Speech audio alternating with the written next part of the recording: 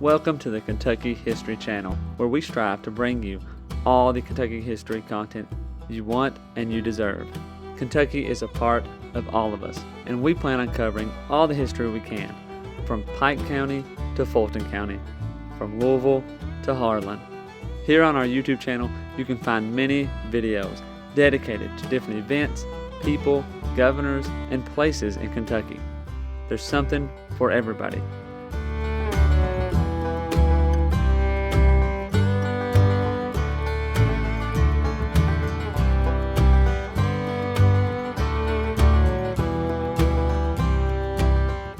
While you're here, if you like the channel, hit the subscribe button and the notification button so you get notified anytime new Kentucky history is available. And if you want to support the channel, we have a Patreon page as well, or patreon.com/kyhistorypod.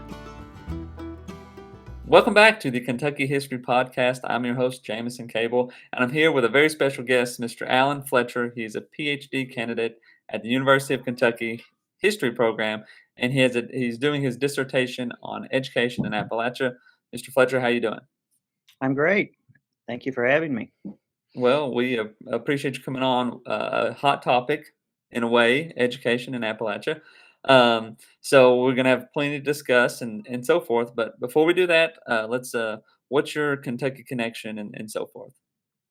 So I am a Kentucky native. I've lived here my whole life. So I was born, I wasn't born, but I'm from Breathitt County in eastern Kentucky and went through the public schools there. I did my undergrad at Transylvania in Lexington and went down the road just a few blocks to UK to do my grad work. So I've been here a while.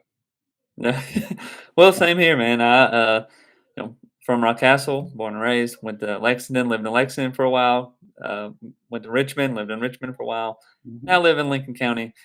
Something about Kentucky, man, we don't seem to leave, or people in Kentucky, I guess. That's true. Hard to tear us away. Yeah. Well, so let's get into the topic here today, about education in Appalachia. And of course, Appalachia spreads a lot more than just Kentucky. So obviously, we'll probably get into some other states as well, briefly, but try to keep to Kentucky. Sure.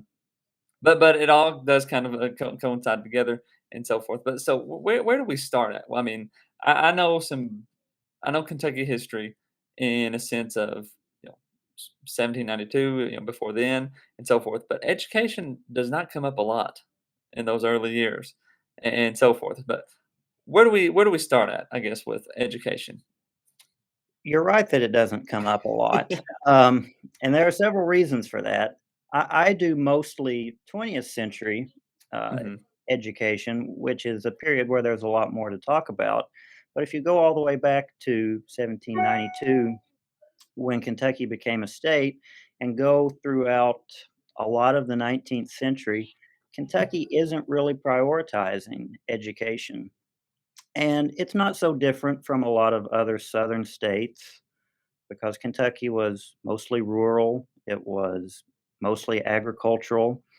And so education wasn't seen as much of a priority. And so you don't see the state legislature really investing in education a whole lot.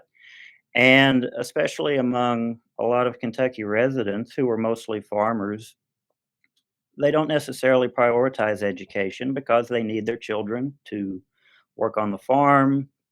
And that was just a more valuable source of labor.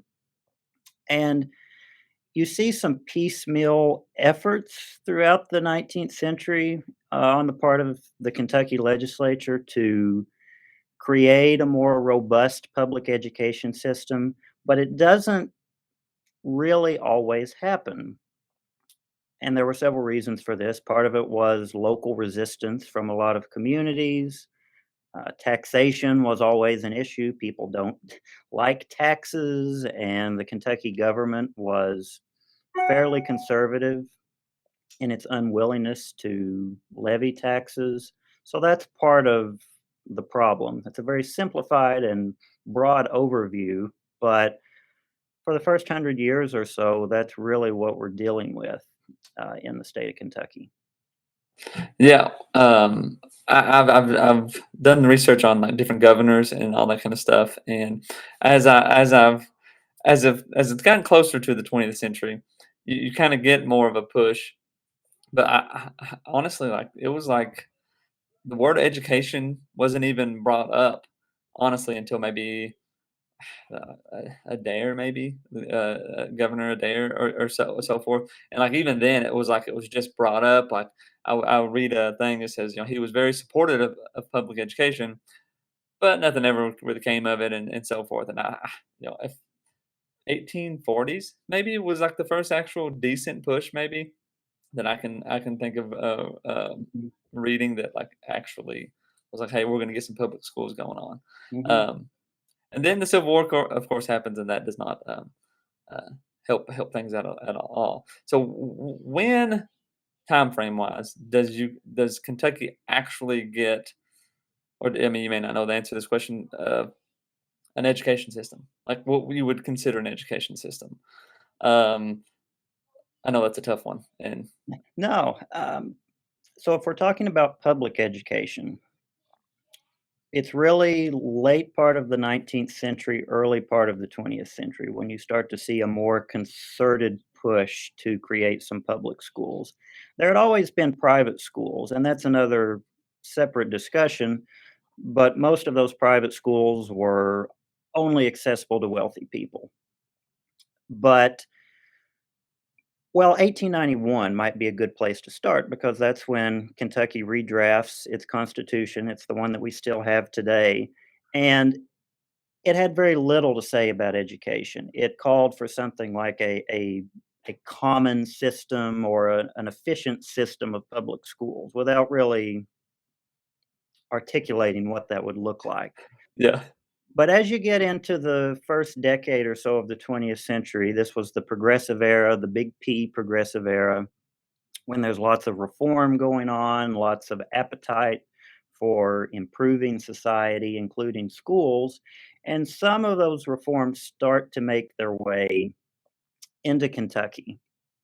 And the first couple decades of the 20th century, which were the high years of progressivism, you start to see some progress in terms of creating a more uniform, a more standardized system of schools. 1908 was a really watershed year. The Kentucky legislature had met the previous year and they passed a lot of legislation around education. In fact, they were called the education legislature. And one of the laws they passed was called the Sullivan Law. It was named for a guy in Madison County, I believe, which stipulated that each county in Kentucky would be its own school system, its own school district. Because before that, you could have a school district with only 100 students. That's what the law said.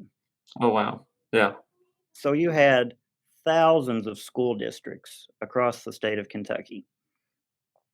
And some of them only had maybe 100 students. And so you can imagine the problems in terms of standardizing and regulating things. There was something called the trustee system. And so each school district would have three popularly elected trustees, which would essentially run each school district. And some of them were pretty low on their qualifications. And I say that nicely because some of them couldn't even read or write. yeah, yeah. And so you had people without proper qualifications doing things like hiring teachers, setting salaries, and a lot of this was wrapped up in local politics as well. So some of these laws, like the 1908 laws, the Sullivan Law, are trying to correct some of these deficiencies to create a more regular system of public schools. And it succeeded in some ways, but as we all know, just because you pass a law doesn't necessarily mean that immediate action is going to take place. But Yeah. that was one reform. You Well, also have some how? national reforms as well, like the Smith-Hughes Act of 1914. That was a federal law, but it created cooperative extension services, which offered a lot of rural educational opportunities. You had the Smith-Lever Act in 1917, which created systems of vocational education. So those are some reforms that are being pretty impactful in those years. Helpful. Yeah. Well, I just, reading many stories about early or being told these stories about early education and so forth. You have teachers that would live with people for so long. You know, my grandparents, they went to a one room school, which is kind of crazy to think that you know we're only a few generations removed from that. Early stages of public education, and you said it was very political and like people getting jobs, the teachers even being qualified. I can remember. Um, John C. Mayo, I think he was a teacher for a little bit. There's a guy, Caleb Powers, he was a teacher. And these people became big, powerful players, but it's like they became teachers when they were like 16. And, Mhm. and you think about a 16-year-old today leading the class or something like that, and just kind of sounds crazy. But that's the way it was. It was, and part of it had to do with a shortage of teachers, and part of it had to do with the very minimal qualifications that you had to have. And you're absolutely right. It was not uncommon at all for a 15 or 16-year-old to be running a one-room schoolhouse, which was common in most rural areas. And that's another issue that we can talk about is consolidation, which is becoming more of a divisive issue as you get into the 20th century, and it continues for a lot of the 20th century. You have some rural school districts in Kentucky that had their one room schools until the 1960s. Yeah, wow. Um, And consolidation is going on now too. That it people is. still get pretty fired up about. um, in Perry County, if you wanted to get a central location, which again, it's crazy to think about the problems that you know having today, but we were having them 100 years ago, and it's like what, but it's the same issue, distance, travel, finances. It would be hard for any county to financially support 100 elementary schools or 100 one-room schools, across the county. I mean, it just would be. Yeah. And those are questions that supporters and opponents of consolidation are having over the decades. What are the pros? As you mentioned, you have more standardization. It saves the school money because they don't have to operate as many schools. You can get more students into one building. You can modernize the facilities. All of that sounds well and good. Have to think about what's being lost when schools consolidate. And if you're talking about a lot of rural communities, especially in the eastern part of the state where mountains are physical barriers, those one-room schools, or even if it's not a one-room school, might be a smaller elementary school. They're not only schools, but they're places where the community comes together. Go back 100 years ago, the one room school was basically a community center. It had classes, sure, but it was a place where people might have church. It was a place where elections took place, for better or worse. It was a place where people had weekly gatherings, pie suppers, dances, music events. And if you consolidate, then you are taking that away from a community. And so it's a source of identity, it's a source of pride. If that school had a sports team, we know how Kentuckians are about their sports, and so I think Mm. that's Got to have a especially basketball team. relevant. That's really relevant for today. But when you consolidate a school, you are having to deal with some of these issues that extend far beyond what happens during school hours. Yeah, yeah, and we here in Lincoln County, just it's probably been 4 or 5 years ago, consolidated a school, and it was a McKinney Elementary School, and it was very small, had around 100 students, and they closed it and pretty much moved those kids to another school, and not it was a big deal. People were not happy, and it was that same. This is the community. This is all that there is in this community is this elementary school, and by closing it down, you kind of take that away. Um, that was people's issues then, and obviously probably back 100 years ago. Um, but like here in Lincoln County, there was at one point like 11 elementary schools, probably about 20 years ago, and Mhm. now it's down to 5. You know, Yeah. and now Eastern Kentucky, and I don't know if this is the case for Breathitt. I know in Perry County, the elementary schools are K to 8. Mhm. They're not. There's not as many middle schools. Here in Lincoln, there's a middle school. Rockcastle, there's a middle school. But is that kind of the standard in most of Eastern Kentucky? Not as many middle schools, or how's that go? Yeah, generally fewer middle schools, in Breathitt County, where I'm from.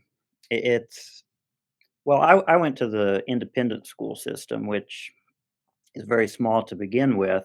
It's a K through 12 school all in one building, and we only Yeah, have 3 or 400 students, but that's a somewhat special case. But the county school system, I think they integrated the middle and high schools there for a while. So you're right, it's not exactly uncommon. And even 100 years ago, or a little more, during the progressive era that I was talking about, schools are having similar discussions. Middle schools weren't really a thing. A lot of counties didn't even have a high school until the 1920s or 1930s. And a lot of these one room schools were K through 8 schools. And so you would just have all the students from various grades in one room, and you would have one teacher, and they would set aside blocks of time every day and say, okay, now we'll work with the first graders, the second graders, the third graders. And you can imagine how inefficient that could be, especially if you have one teacher and that sometimes as many as 80 students in one yeah, room. that sounds like a arduous thing to tackle because being a school teacher myself and having just 15, 20, 25 kids of the same grade and Mhm. age, it can be tough in itself. But to have uh, you know kindergarten to eighth grade, that's a jump of hard to even explain how big of a difference that is in a child's maturity and ability. Gosh, I mean, maybe that's why the kids or the 15-year-olds were able to become a teacher because they were already teaching the kindergartners and everything else. That's true. That's a good point. And if you listen to a lot of reminiscences of students who went to one room schools, some of them said it could actually be helpful. They said, I might be in third grade, but I would get to listen to all the lessons. So if there was something from second grade that I was a little unclear on, then I might perk my ears up and listen to that. Or I might listen to some of the grades ahead so that I might know what Yeah. was coming. So maybe Well, that's a small victory, but that is, and you could even go. I mean, this is me using my teacher brain here. You're pushing a kid forward. Hey, you've already mastered this second grade stuff. You can listen to the third grade stuff or do the third grade work, and vice sure. versa. But who knows? Who knows? Maybe 100 years ago they might have had a pretty good idea about mixing students. It was very fluid and mostly born out of the hand that they were dealt, just because most communities only had one school, and you had to accommodate students the best way you could. Mhm. So my next question is, what was the big push to get an education system going? And this is, I mean, not just Kentucky, but Appalachia, the whole, like, what was the, we need to start getting some public schools, or so forth. So I think we can look at this from a couple different angles. One way is to look at local people themselves, people who are realizing that a lot of the schools in their communities aren't doing what they should. And so people are trying to build support for schools from the ground up. A really well known example from Kentucky is Cora Wilson Stewart. She's been written about quite a bit. She was from Rowan County, Moorhead, and got her start in a one room school. She started teaching when she was a teenager and worked her way up and eventually became superintendent of Rowan County schools in the first decade of the 20th century. So she's very much part of this progressive reform movement. And she's doing everything she can to draw awareness to educational problems, especially illiteracy. She would become famous for starting these moonlight schools, as they were called. They were mostly geared toward adult illiteracy, and they were called moonlight schools because they would usually happen at night by moonlight. But she is tapping into a lot of these regional and national networks, a lot of philanthropists saying, bring your resources here. If the state legislature isn't going to fund education in the way it should, then let's look at other places and see how we can improve our schools. So you have a lot of grassroots support. And then on the other hand, you can take a more top down approach and look at some national reformers. What are they doing to draw attention to educational shortcomings? And in an Appalachian context, this is where you can really start to talk about the settlement schools that were popping up early 1900s, like Hindman Settlement School, Pine I Mountain. know. Yeah. Yeah. And so these are private institutions, but a lot of the reformers who are starting these schools realize that the public schools aren't doing what they need to do, so they're starting these settlement schools in the hopes of filling some of those voids. And a lot of them were in Kentucky, but also throughout Appalachia, and they've been somewhat controversial among historians who have written about them. It's a very long and drawn out story, but I can try to shorten it a bit. Yeah. But you're also dealing with Appalachian stereotypes, some of the ones that we're familiar with. The idea that people in Appalachia, Eastern Kentucky, are violent, they're uneducated, they're lazy hillbillies, for lack of a better word. And so they need outsiders to come in and start these schools because mountain people are supposedly unable to do it themselves. And so you have a little bit of cultural imperialism going on where a lot of reformers are coming in saying, we know the best way to do things and we're going to do it.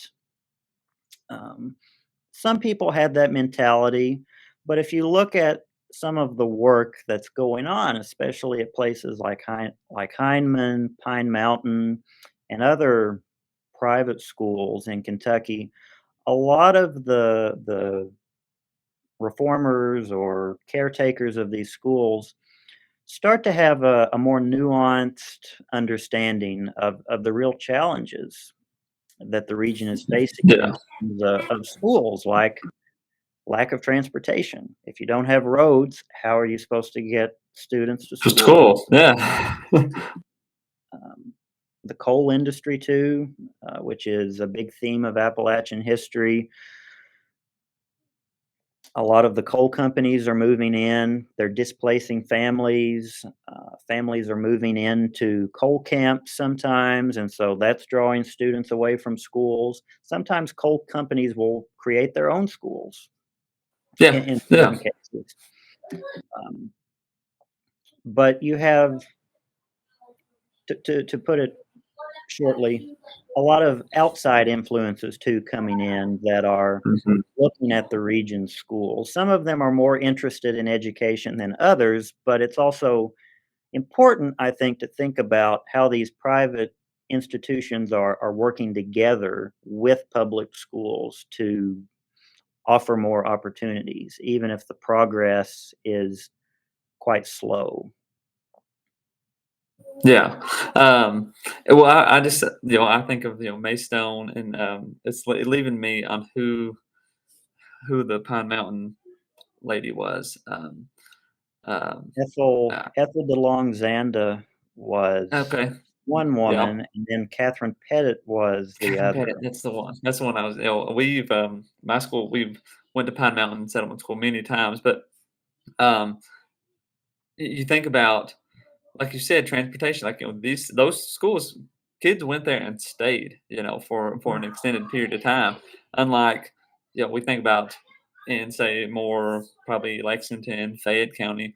You go there the day you walk. My grandma talks many times about walking to school, and it would be a far distance, but still she's not walking through a mountain or over a mountain. In those eastern Kentucky areas, they had to be more. Um, they're just physical barriers. They had to go and stay at those schools, which is a bit different. Makes it bit more like a boarding school kind of uh, situation, I guess, if you mhm. want to think about that. But they it's a process of educating the youth. That's the whole point of education. Um, what about pack horse librarians, that kind of stuff? Did that play in any role, or how did that, or at all? Yeah. So a lot of the pack horse librarians are popping up during the 1930s, during the Depression, during the New Deal years, and they were essentially book delivery services where mostly women, because the Works Progress Administration, which was a New Deal agency, would offer mostly women employment services, and they would get on a horse or a mule if the terrain was a little bit more rugged, and they would deliver books to some of these more isolated communities simply because roads weren't accessible, or maybe these students didn't attend school regularly. The school term was also only about 6 months out of the year during that time as well. So these pack horse librarians are really fulfilling a need during the Depression years. And later, a lot of the services would expand into bookmobile services. I've been looking at a lady in Perry County, which you have a connection to. Her name was Lula Hale, Hale, and she established a community center in Perry County. In the 1930s, she had the help of the Robinson Fund, also named for Robinson Forest, so it's coming from that pool of money. And she is experimenting with some pack horse librarian services during the 30s. And quite a bit has been written about them. In the past couple years, there's a really good novel came out called The Book Women of Troublesome Creek. Yes, It's it's awesome. Yeah, it's great. It's fictionalized, but it stays true to the source material really well. So I would recommend that to anyone. Yeah. If And if you want to hear from the author, we did an episode with her about a oh year yeah, ago. So well yeah, look back. It's a great book. yeah, Great book. she could tell you much more than I could, I'm sure. Uh, but that is one service that's part of this larger web of educational services that are being offered to mostly mountain students, Mhm. just trying to fill this void in public schooling. So Yeah, as the need or the desire, because I mean, I guess it is a multiple thing. You have the need, the need of education, but then also the desire, people wanting it, and then the political side of it getting done. Out of those three things, what was the biggest headache? I guess as far as Well, you're right that those are the biggest problems, and I guess it would depend upon locality. Each county has its own dynamics, especially in Kentucky, where we have so many counties, yeah, 120 of yeah, them. So each county has its own quirks. But if you look at a lot of rural areas, especially in eastern Kentucky, where I have done a lot of research, it's really hard to separate schools from local politics. And part of that is because the laws were written in a way that really fused the two together. For example, county superintendents were elected by members of the school board every 4 years. And the school board offices were of course elected positions, so you had to get out and campaign, and you had to win over the will of voters. But if you were a superintendent, you also had to make sure that you stayed in the school board's good graces. And so it was a delicate balancing act of being an educator but also being a politician as well, because if you didn't win that political support, you might be out of a job. And as you might imagine, some superintendents, school board members used their positions of power for some questionable personal gain. purposes. Patronage opportunities within the school system were very lucrative because you think about a lot of these small counties, what's their biggest employer? It's the school system. School system. Yep. And they're hiring teachers, they're hiring bus drivers once roads come along, they're hiring custodians, cooks, office workers. And so, if you want a job within the school system, it didn't hurt to know the school board members, the superintendent, and the political favors that they might be able to offer. And so, you had a lot of these patronage connections where the bosses, and I think you could call some superintendents political bosses, would offer these jobs in exchange for political support. I've been looking at a woman in Breathitt County, where I'm from. Her name's Marie Turner, and she was superintendent there for 38 years, from 1931 up Oh, until 1969. wow. And that's the way she operated. She had political connections. She was a diehard Democrat, came to power during the Roosevelt administration in the 30s. She's really trying to bring a lot of New Deal programs into Breathitt County, and she is using her position as superintendent to expand her and her family's political power, for better or Mhm. worse. Um, and she did do a lot for the schools. She Mhm. modernized them, she consolidated them, she brought a whole lot of federal and state dollars into Breathitt County Yeah. over 4 decades, but at the expense of some of the political problems I mentioned. Yeah. Well, it's crazy when you say, and because it's very true, that the superintendent, came to power. You know, that sounds like something you would say for when the king came to power. But like, Mhm, they did have a lot of say in it, or and still do mhm, in many situations. But like, it is. Yeah, I never really thought about it, but like that. But making education political in the sense of your board members and your superintendent. I mean, yes, you got your teachers on the ground doing the footwork or the hands-on stuff, and you get your principals and those sorts of things. But the superintendent and the board members kind of have to do this balancing act, and it can be very political. You know, who's this person? Does the board members like one person? Do they try to get them out so they can do what they want? It, I guess it's one of those things. Education probably should not be political, but very much is. And that would be the story for much of the 20th century. We had the Kentucky Education Reform Act in 1990, which restructured the school system in some big ways and tried to remove some of the politics from the school systems.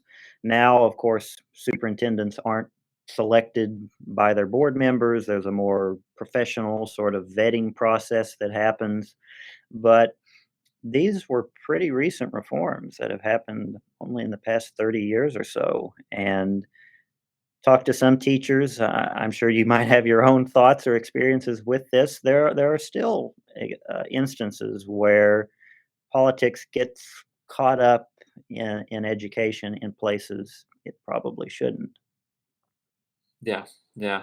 And with the politics, that kind of brings in the financial Yeah. part of education, and because you have to have the money to pay for these things and taxes and so forth.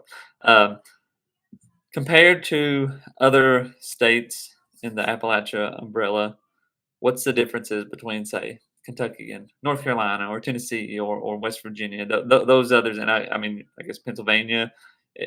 Does Maine even count? Does it get? I mean, it gets, or I don't know. I don't know Yeah.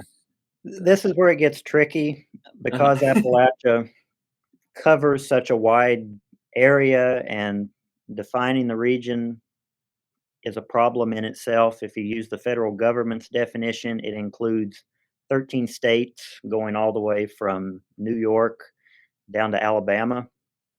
Um, but that's the government's definition, and most people, when they think of Appalachia, think of West Virginia, Kentucky, Tennessee, North Carolina, and you've got further problems because it only includes parts of each state. Yeah. Is really the only state that's entirely within the Appalachian region, and for the other states, it's only parts. So eastern Kentucky, southwestern Virginia, the western part of North Carolina, East Tennessee. So that's where it gets kind of difficult to make these state by state comparisons. But if we're thinking about Kentucky, throughout most of the 20th century, Kentucky is not doing so well in terms of rankings. No. It's usually in the bottom 10 Mhm. in terms of all the states in the country, in terms of educational attainment. There used to be a saying, "Thank goodness for Arkansas," because that would be the one state that Kentucky could always hope to outperform. Arkansas would usually be 50th, and Kentucky 49. Kentucky could be 49th, depending on which year you're looking at. Yeah. Um, and as I mentioned, we're seeing improvements throughout the 20th century. We're seeing more funding being allocated to public schools. We're seeing teacher salaries go up marginally. We're seeing more money spent per pupil. We're seeing lower illiteracy rates. That's all great. But in terms of keeping pace with a lot of neighboring states, especially southern states, because that's where Kentucky tends to be lumped, Kentucky is not always at the top of the list, as opposed to, say, North Carolina, which had a Yeah. reputation for being on the vanguard of educational reforms. Mhm. And some of those states, like, well, I read something. Um, it was like, Kentucky's, public education obviously didn't get started till, like you said, late 1800s. But like Connecticut or one of those, I mean, it was like 1600 or something like Mhm. that when they actually their public education was created and started to be funded. And you just think that's so. Which, I mean, obviously Kentucky wasn't even settled in 1600, but you still think, the time lost, I guess, becomes Mhm. an issue as well. For sure. And this goes back a little, but you mentioned Kentucky's early days after it became a state in 1792. Another problem is that Kentucky wasn't part of the Northwest Ordinance, which was created in 1787, I think, and it carved out these northern territories, Illinois, Indiana, Michigan, and Minnesota. And so it had infrastructure and policies in place for creating systems of public education. But by the time all these states became states, Kentucky had already been one since 1792. And in its wild frontier days, uh, there just wasn't any infrastructure for Yeah. public education in ways that it should have been. Yeah. Mhm. Yeah. Yeah, it was definitely a wild frontier for a while. Um, but yeah, what I guess if and you may not have got this. What in your mind, what needs to be done to change or to fix education in Appalachia, or is there this big problem that even needs to be addressed, or what's your thoughts on that? Oh gosh. I know this is one I could probably talk about for hours. It's true. And this might be an unpopular opinion, and it's not necessarily my opinion, but it's something that has been floated throughout Kentucky's history, and it really has no chance of succeeding, but it's to consolidate the number of counties, because Oh yeah, Kentucky yeah, has so many. We have yeah. 120, the third most in the country behind Texas and Texas. Georgia for a state that's not all that large.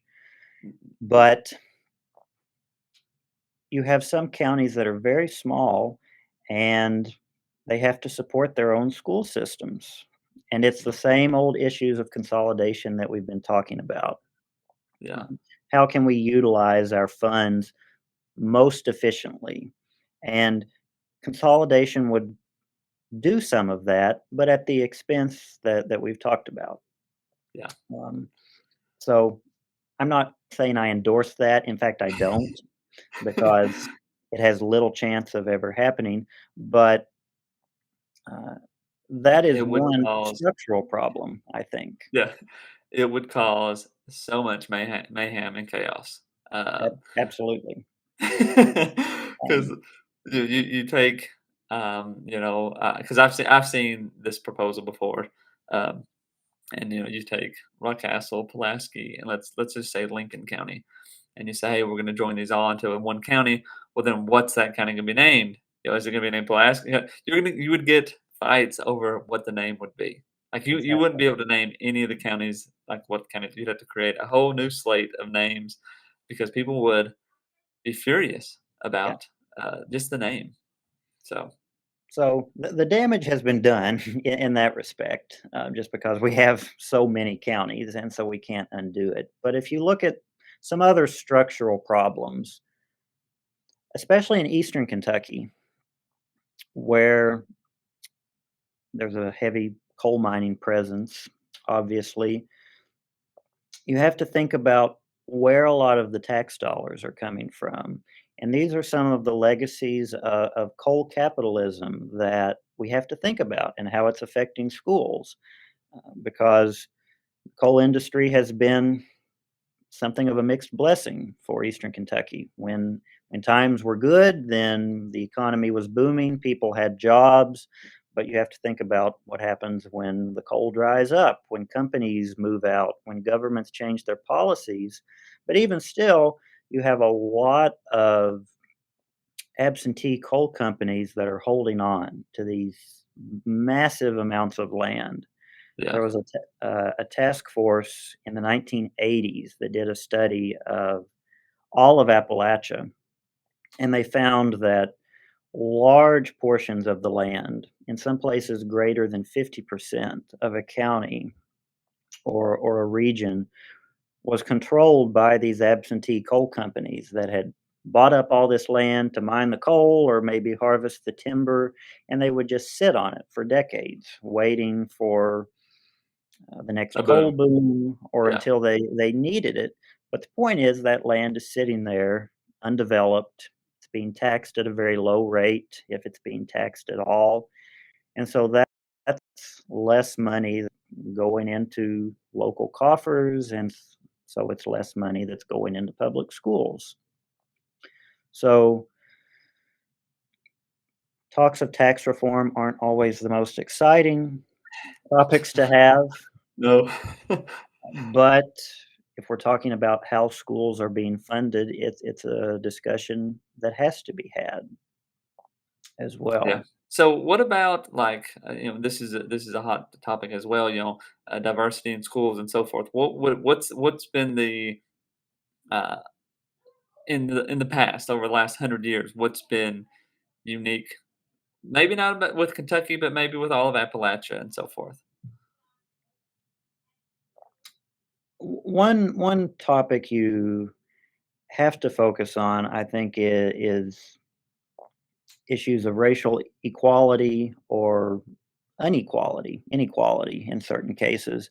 And this is also tying into how schools are being funded as well, because as we know, Kentucky had a segregated system of schooling after 1904, which is when the Day Law was passed. It was named for a representative from Breathitt County, Kentucky, actually, where I'm from, who introduced this law that passed saying that Kentucky school systems should be segregated. It's not something we like to publicize very widely, but that's where the law came from. Yeah. And so most obviously, you're creating two systems of schooling that were in name supposed to be separate and equal, but usually, in most cases, were not separate or were not equal, even as they were certainly separate. And so you have counties that are having to fund two school systems, essentially, one for African American students, one for white students. So that's placing a burden on educational budgets, in addition to the social stigmas that African Americans are facing on a daily basis, the racism they're facing from being put into separate schools. And suffice to say that a lot of Kentucky's counties are not funding African American schools on an equal level as white Yeah. schools. We that is pretty common throughout the South and probably goes without saying. And so another thing to look at is how is the African American community trying to fill some of this void? And there are a few ways that it's happening. One is through something called Rosenwald Schools, which was a philanthropic organization created by Julius Rosenwald to create African American schools throughout the US South. Gets started in the early 1900s and gradually expands throughout southern states, Kentucky included. And so a lot of African American students are going to Rosenwald schools, and in some cases, they're getting a quality education because the African American community is really invested in their schools. They realize that that is a path to social mobility, to equality, and you see a lot of African American communities really investing both financially and emotionally, Mhm. psychologically in their schools.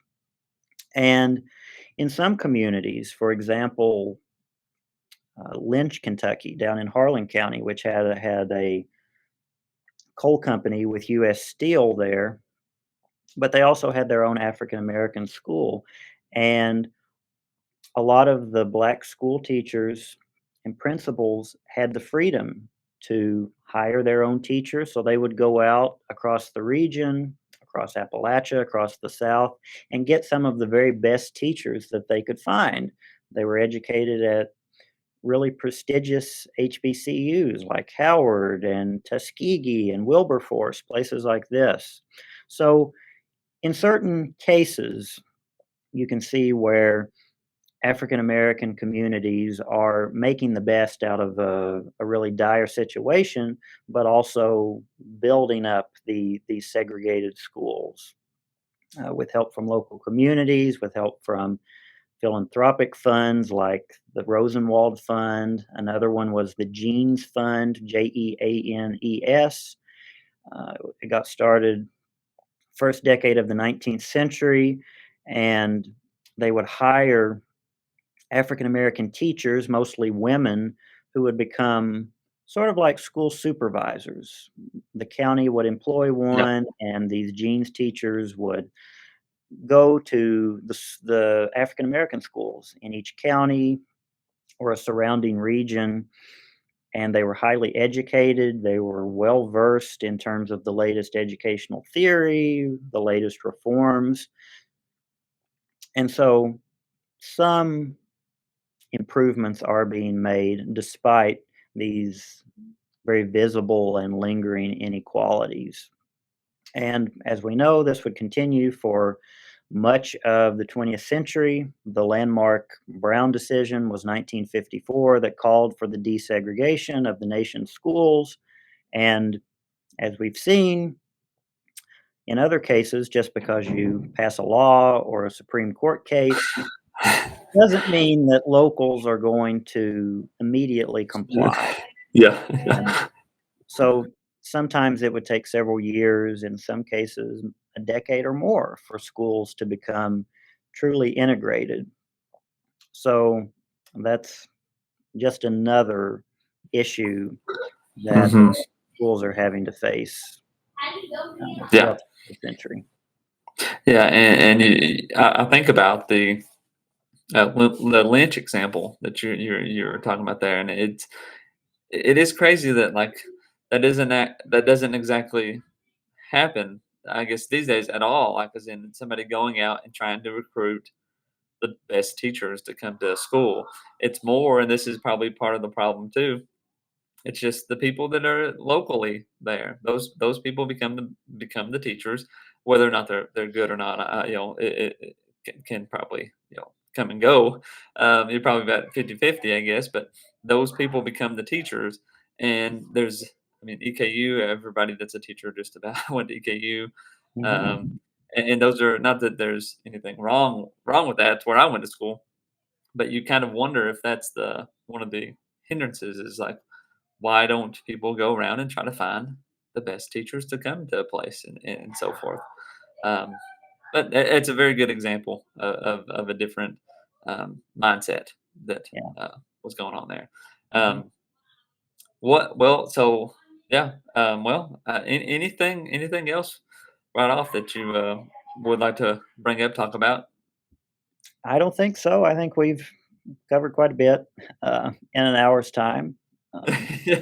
A good, I mean, it's difficult to cover hundreds of years of history, especially in Kentucky, but also Yeah. Appalachia.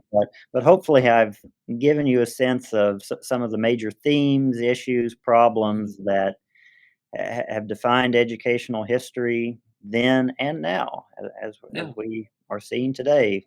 These issues have a way of coming back up in new forms, in recycled forms. It's the same old song and dance in some ways. Yeah, it's one of those things that we're supposed to learn from history, but I think we just constantly want to repeat it.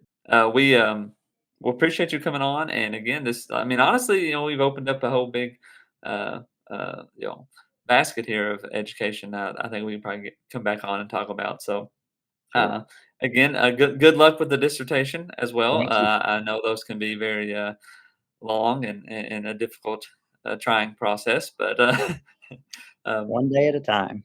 yeah, when you get done with it, you can come back on and we'll just have a education celebration. For sure. Yeah, thank you for inviting me, and thank you for doing this. Just Yeah. the channel. I've been perusing around on your website, so I've got lots of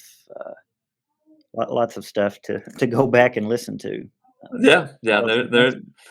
We've got a lot out there now. I mean, it's just Yeah, getting more and more. So, good. well, again, Mr. Fletcher, thanks for coming on, and thank everybody for listening. And we'll see you next time. Thank you.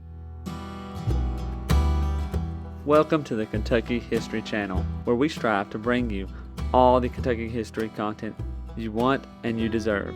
Kentucky is a part of all of us, and we plan on covering all the history we can, from Pike County to Fulton County, from Louisville to Harlan. Here on our YouTube channel, you can find many videos dedicated to different events, people, governors, and places in Kentucky. There's something for everybody.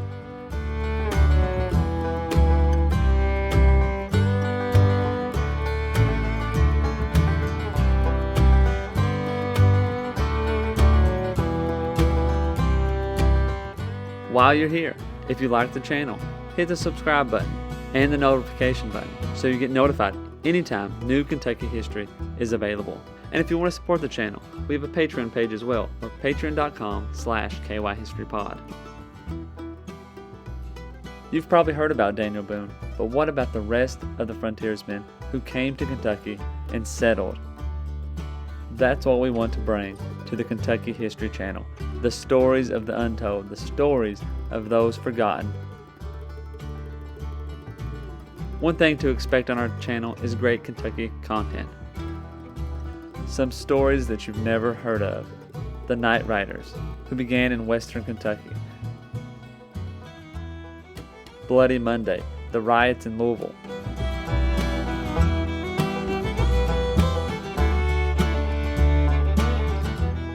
The assassination of Governor Goebel, the only governor ever assassinated in the United States. Stories from all over Kentucky, stories that are unforgettable once you've heard them. You can find out who counties in Kentucky are named after and how your county got started. From beginning to end, we plan to document every county in Kentucky, all 120. Reach out to us on all of our social media platforms.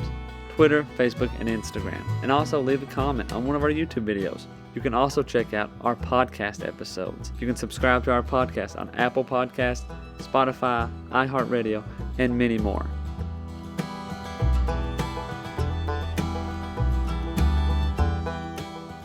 We're always seeking to find more Kentucky history so we can bring it to you, the viewers, the listeners. We want all the stories and all the events from Kentucky's great history to be told and shared everywhere.